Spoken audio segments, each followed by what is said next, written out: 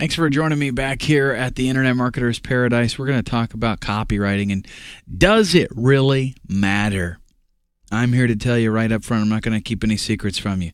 Copywriting does matter. It's one of the most powerful elements in your campaign.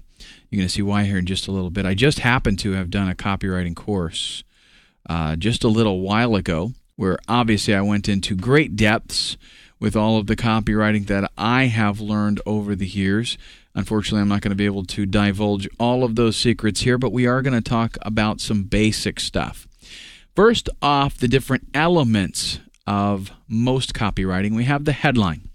The headline is the first thing that is going to grab the viewer's attention.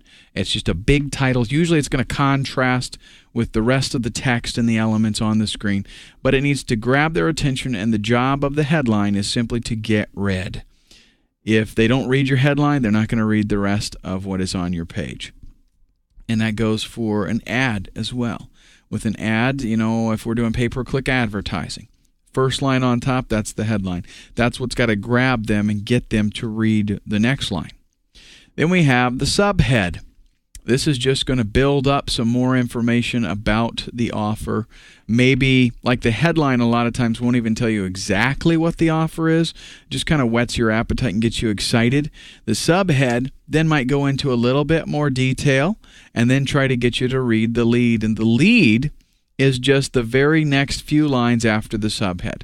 The lead's job is to get people excited about what this product is going to do for them. It has to break through and show, you make a connection with the lead. So you tell them maybe you have a story to tell, or you tell them that you used to be in their same shoes, and here's how you got out. So the lead's going to excite them and kind of reveal what it is that this offer is going to be about.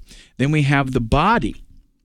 The body has the meat of what we're writing about. If it's an ad, it might be short and sweet, but it's going to give them benefits, not features.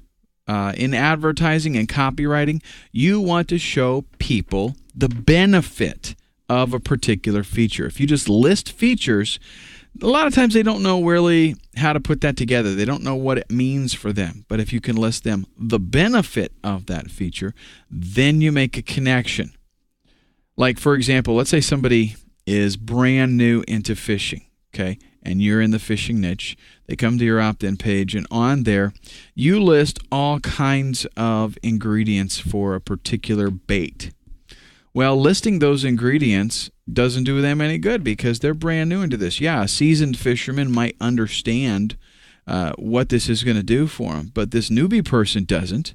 However, when you couple that together and you describe what is going to, you'll be able to attract all the flounder or catfish or whatever.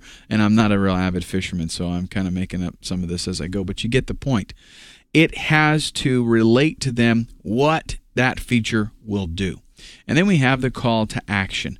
Single most overlooked element of most marketing campaigns. The call to action is a simple, direct, often blunt guidance, or you could even say command, of what to do next. So I've looked at your page. I like what I see. Tell me what to do. So the call to action could be order now. It could be, get out your credit card and click the buy now button. You need to tell them specifically what it is that you want them to do. Call to action could be enter your name and email address and click the Let Me In button to receive your free report. But don't eliminate the call to action. Now I want to talk to you about split testing. What you're trying to do is maximize the amount of conversions for a given offer, whether that's an ad or it's an opt-in page or it's a sales page or even an email that is being sent out. All of these elements, if there is a desired action that we want somebody to do, then there is a conversion rate. And if there is a conversion rate, then we can split test that action. Okay, we can split test whatever that request is. So I might have an email that I'm sending out. I want to get people to come and visit my website. So I'll send out one email, and I'll send out a different email that's worded differently. Usually you want to change just one thing so that you can tell what it was that made the difference. So email number 1 gets sent out to 500 people. Email number 2 gets sent out to a different group of 500 people. And I'm going to see what kind of response I get. One of those emails, more than likely, is going to perform better. And I need to know what it is that made it perform better so that I can implement that into my system.